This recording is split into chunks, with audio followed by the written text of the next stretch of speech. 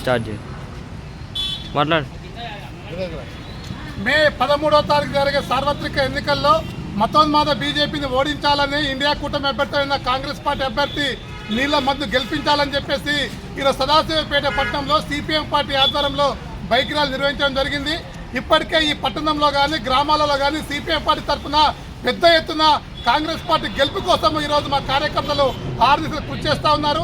ఈరోజు దేశంలో ఉన్నటువంటి మతోన్మాద బీజేపీ ఈ 10 సంవత్సరాల కాలంలో ప్రజల యొక్క ఏ ఒక్క సమస్య కూడా పరిష్కారం చేయలేదు.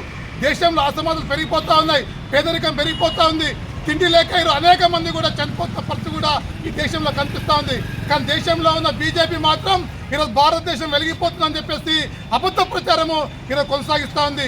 ఈరోజు భారతదేశం కనుక చూసుకుంటే ప్రపంచంలో ఉన్నటువంటి 120 దేశాలు పోలిస్తే 111 స్థానంలో ఈరోజు పేదరికంలో ఉన్నామని చెప్పేసి అనేక సమస్యలు చెప్తా ఉన్నాయి. అదేవిధంగా ఈరోజు తలసరి ఆదాయం కనుక చూసుకున్నట్లయితే 142 దేశాలు పోలిస్తే మన దేశము 112 స్థానంలో ఉంది. అంటే ఈరోజు భారతదేశంలో పేదరికం ఏ స్థాయిలో ఉందో ఒకసారి పరిశీలన చేసుకోవాల్సిన అవసరం కూడా ఉంది. ఇప్పటికే దేశ ప్రధానమంత్రి చెప్తా ఉన్నాడు, భారతదేశంలో 80 కోట్ల మందికి ఈరోజు నిత్యావసర బియ్యాన్ని ఈరోజు సరఫరా చేస్తామని చెప్తా ఉన్నాడు.